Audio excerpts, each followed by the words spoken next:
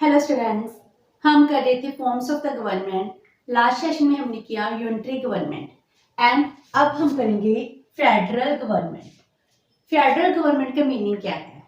On the basis of relationship between the centre and state, हमारे पास दो forms हैं government की, या तो यूनिटरी गवर्नमेंट होगी या फिर फेडरल गवर्नमेंट होगी। यूनिटरी गवर्नमेंट में क्या था? प्रोविंसेस के पास कोई पावर नहीं थी, उनके पास सिर्फ डेलीगेटेड पावर थी। सारी की सारी पावर्स सेंटर के हाथ में होती है, तो हम उसको कहते हैं यूनिटरी गवर्नमेंट।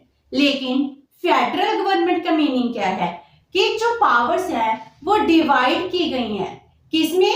सेंटर में और स्टेट में। इन दोनों के बिटवीन को पावर को डिवाइड कर दिया गया है, तो पावर्स सेंटर एंड स्टेट दोनों मिलकर यूज करते हैं, तो इसको हम कहते हैं फेडरल सिस्टम। अब हम करते हैं definition of federal government according to professor Finer. उन्होंने फेडरल गवर्नमेंट को कैसे डिफाइन किया है?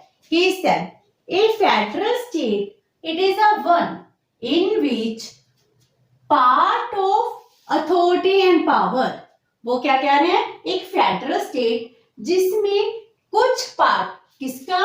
अथॉरिटी एंड पावर का। It is vested in the local areas, जो लोकल एरिया है, डिसेंट्रलाइज्ड एरिया है, प्रोविंसेस है, लोकल एडमिनिस्ट्रेशन है, उनको दिया गया है। एंड वाइल अनदर पार्ट, एक पार्ट लोकल एरिया के पास है पावर एंड अथॉरिटी का, और पावर एंड अथॉरिटी का अनदर पार्ट, दूसरा पार्ट किसके पास है? It is vested in a central institution, जिस सेंट्रल इंस्टीट्यूशन को दिया गया है।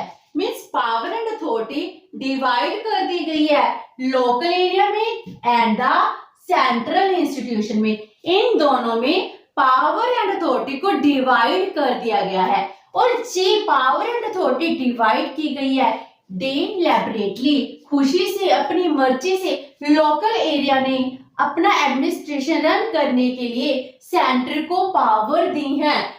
So we said central institution deliberately constituted by an association of local areas, ये सारे पावर्स लोकल एरिया के लोगों ने अपनी मर्जी से सेंटर को दी है।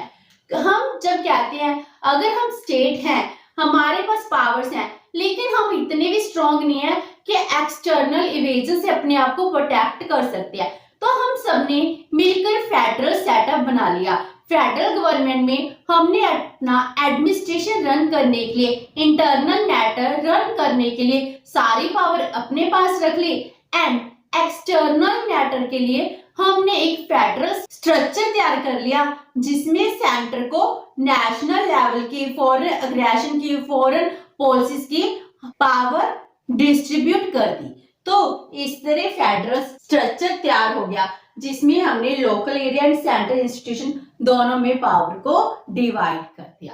तो जो हमारा फेडरल गवर्नमेंट है, फेडरल वर्ड कहां से आया? ये फेडरल वर्ड लैटिन वर्ड फ्यूडियस से बना है, जिसका मीनिंग होता है ट्रीटी और एग्रीमेंट। मीन्स जो हमारे प्रोविंसेस हैं, इन प्रोविंसेस ने सेंटर के साथ क्या कर ली? ट्रीटी कर ली, एग्रीमेंट कर ली।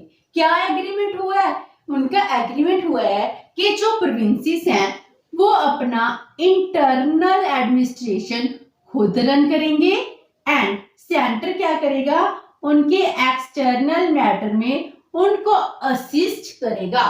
सेंटर क्या करता है? जितनी भी पावर्स हैं उनको यूज कर रहा है, क्योंकि प्रोविंसेस ने उनको ये पावर दी है।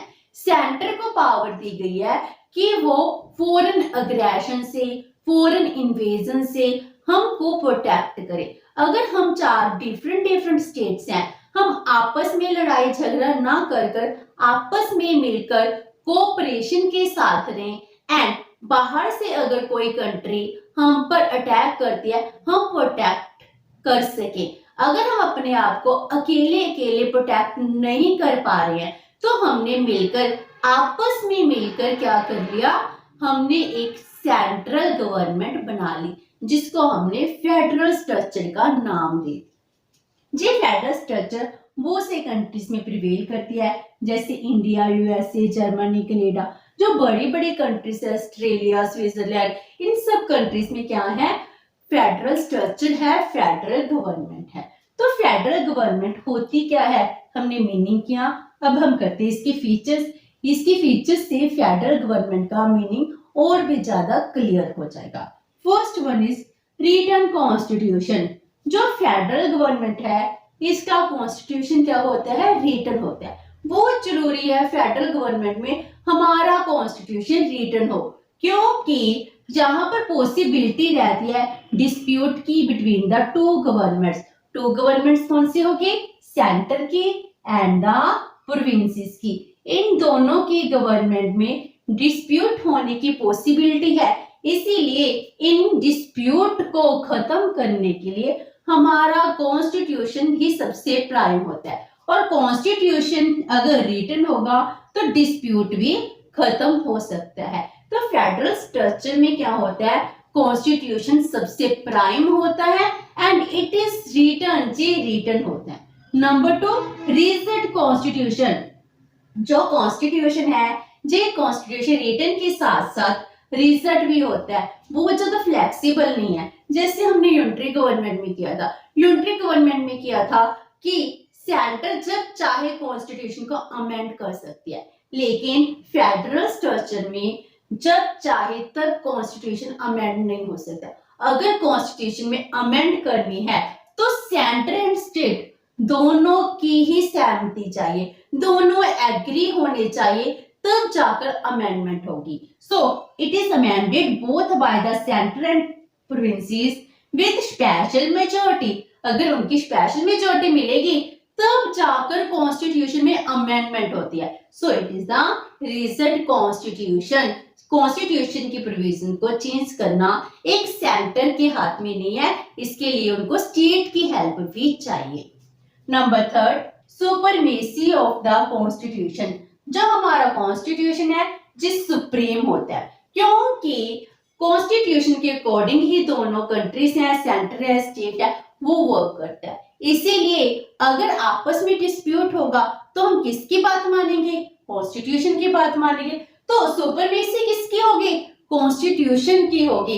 इसीलिए लॉ पॉलिसीज भी कैसे बनाई जाती हैं, it is made according to constitution. जैसे हमारा देश का कॉन्स्टिट्यूशन कहता है उसके अकॉर्डिंग ही लॉ होंगे, उसके अकॉर्डिंग ही पॉलिसीज बनाई जाएंगी। हमारे देश का कॉन्स्टिट्यूशन ही सुप्रीम होता है। Next is division of subjects. जो सब्जेक्ट्स है, सब्जेक्ट्स में जैसे एजुकेशन हो गया, इंटरनल मैटर्स हो गए, ट्रेड हो गया, कॉमर्स हो गया, एग्रीकल्चर इंडस्ट्री सेक्टर हो गया, फॉरेन एक्सपोर्ट इंपोर्ट हो गया, ये सब क्या है, सब्जेक्ट्स हैं। जिस सब्जेक्ट क्या होते हैं, डिवाइड होते हैं between the centre and the state. Central list होती है, स्टेट लिस्ट होती है, और हमारे देश में तो कॉन्करेंट लिस्ट भी है, जिसमें क्या कर रहे हैं, हम पावर्स को डिवाइड कर रहे हैं, सब्जेक्ट्स को डिवाइड करते हैं। सेंटर्स लिस्ट में क्या होते हैं, जो सेंट्रल लेवल की अथॉरिटी होती है, सेंटर लेवल की इंपॉर्टेंस के सब्जेक्ट होते हैं, वो हम सेंटर को दे देते हैं, और स्टेट एडमिनिस्ट्रेशन रन करने के लिए जितने भी सब्जेक्ट है वो स्टेट को डिवाइड कर देते हैं। और जो सोशल वेलफेयर के लिए सब्जेक्ट्स है वो उन दोनों को दे देते हैं, सेंटर एंड स्टेट को। तो फेडरल स्ट्रक्चर में क्या होता है, डिवीजन ऑफ सब्जेक्ट्स होती है। जैसे आर्मी है वो किसका है, सेंटर के एडमिनिस्ट्रेशन में आता है। अगर हमने इंटरनेशनल ट्रीटी करनी है, सेंटर का सब्जेक्ट है। फॉरेन ट्रेड किसका सब्जेक्ट है, सेंटर का। Like this state local administration run करने के लिए पुलिस का एडमिनिस्ट्रेशन स्टेट का होता है। एजुकेशन स्टेट का एडमिनिस्ट्रेशन चलता है। एजुकेशन में सेंटर की पॉलिसीज भी हैं, क्योंकि इसके लिए हमारा वेलफेयर हो सकेगा। वाटर की, इरिगेशन की, ये सब सब्जेक्ट किसके आ रहे हैं, स्टेट के आ रहे हैं। तो सेंटर स्टेट दोनों मिलकर काम करते हैं। इनमें डिवीजन ऑफ सब्जेक्ट्स होती है। सेंट्रल लेवल के इंपॉर्टेंट सब्जेक्ट सेंटर को दे दिए जाते हैं, और स्टेट लेवल के इंटरनल एडमिनिस्ट्रेशन की इंपॉर्टेंस के सब्जेक्ट हम स्टेट को दे देते हैं। Next is double government. जो गवर्नमेंट है वो डबल होती है। जैसे यूनिटरी में सिंगल गवर्नमेंट थी, जहां पर गवर्नमेंट क्या होगी, डबल होगी। डबल मीन्स सेंट्रल लेवल पर अलग से एडमिनिस्ट्रेशन चलेगा और प्रोविंसेस लेवल पर डिफरेंट एडमिनिस्ट्रेशन होगा। जैसे हम कहते हैं हमारे देश में एडमिनिस्ट्रेशन रन कर है, ये कहते हैं सेंट्रल की गवर्नमेंट है। एंड जब हम किसी भी स्टेट के मेंबर हैं, पंजाब, हरियाणा, यूपी, उत्तराखंड, राजस्थान, गुजरात, साउथ के, ईस्ट के कितने भी स्टेट्स होंगे, हम सब उन स्टेट्स में देखते हैं अपने अपनी स्टेट का एडमिनिस्ट्रेशन भी रन कर रहा है। तो गवर्नमेंट क्या होगी, डबल होगी। स्टेट में डिफरेंट होगी एंड सेंटर में डिफरेंट होगी, तो दोनों तरह के काम चलते हैं। अगर आपने कभी गवर्नमेंट एम्प्लॉइज की बात सुनी होगी तो उसके अकॉर्डिंग हम ये कहते हैं जो गवर्नमेंट एम्प्लॉय हैं वो कौन से सेंटर के, स्टेट के हैं, तो वहां पर आपने कभी वर्क सुना होगा। तो ये दोनों में डिफरेंस होता है, कोई जॉब सेंटर के अंडर आती है, कोई जॉब स्टेट के अंडर आती है। इट मींस क्या, सेंटर का गवर्नमेंट अलग एडमिनिस्ट्रेशन चल रहा है, स्टेट का अलग काम चल रहा है, तो दोनों का एडमिनिस्ट्रेशन क्या होता है, डिफरेंट डिफरेंट होता है। Next is by cameral legislature. जो हमारे देश की लेजिस्लेचर है वो होती है बाई कैमरल। जे एग्जीक्यूटिव की बात कर रहे थे, हम कर रहे हैं अब लेजिस्लेचर की। जो लेजिस्लेचर है वो बाई कैमरल मीन्स दो हाउस होते हैं, lower house and the upper house. Lower house में क्या करते हैं, हम सिर्फ पॉपुलेशन के बेस पर लोगों को रिप्रेजेंटेशन देते हैं, चाहे कोई स्टेट के मेंबर ज्यादा हो चाहे कम हो, इसमें हम सिर्फ पॉपुलेशन का मैटर देखते हैं। जब अपर हाउस करते हैं तो हम हर एक प्रोविंसेस की, हर एक स्टेट की रिप्रेजेंटेशन को देखते हैं। तो हमारे पास दो हाउसेस हो गए, central house and the upper house, जो दोनों मिलकर काम करते हैं। जी बाई कैमरल लेजिस्लेचर सेंटर में भी है एंड जो प्रोविंसेस हैं, स्टेट हैं, उनमें भी अपना लेजिस्लेचर होता है, उनमें लेजिस्लेटिव असेंबली होती है जो स्टेट का एडमिनिस्ट्रेशन रन करते हैं। डबल गवर्नमेंट कहा था ना, मींस सेंटर की होगी पार्लियामेंट जिसको हम लोकसभा चाहे राज्यसभा कह रहे हैं, एंड स्टेट में हमारी लेजिस्लेटिव असेंबली होती है जो हमारा लोकल एडमिनिस्ट्रेशन खुद रन कर रही है। Next is supremacy of judiciary. जो जुडिशरी है वो क्या है, सुप्रीम होती है, हर एक काम जुडिशरी के अकॉर्डिंग होता है, क्योंकि जुडिशरी क्या करती है, हमारे कॉन्स्टिट्यूशन को प्रोटेक्ट करती है, कॉन्स्टिट्यूशन की इंटरप्रिटेशन करती है। अगर सेंटर एंड स्टेट इन दोनों में कोई डिस्प्यूट हो जाए, उस डिस्प्यूट को सॉर्ट आउट कौन करेगा, जुडिशरी ही करेगी। That's why we said judiciary is supreme. जो जुडिशरी कहेगी central government and state government को वो ही काम करना पड़ता है, तो जुडिशरी हमारी हमेशा ही सुप्रीम होती है under the federal government. Next is double citizenship, जहां पर क्या होता है, डबल सिटीजनशिप होती है। जितने भी देश के लोग हैं ना, उनको अपनी प्रोविंसेस की सिटीजनशिप भी होती है और सेंटर की सिटीजनशिप भी होती है।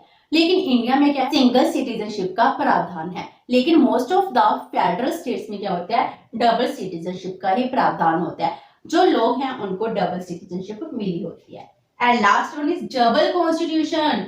जो कॉन्स्टिट्यूशन होता है फेडरल स्ट्रक्चर में वो भी क्या होता है, डबल होता है। हर एक स्टेट का अपना अपना सेपरेट कॉन्स्टिट्यूशन होता है, जबकि एक पूरी कंट्री के लिए एक कॉन्स्टिट्यूशन होता है। तो प्रोविंसेस का कॉन्स्टिट्यूशन डिफरेंट हो गया एंड जो हमारी कंट्री है उसका कॉन्स्टिट्यूशन डिफरेंट हो गया, तो हमारे पास क्या आ गया, डबल कॉन्स्टिट्यूशन। लेकिन इंडिया में क्या है, सिंगल कॉन्स्टिट्यूशन है एंड सिंगल सिटीजनशिप का प्रावधान किया गया है।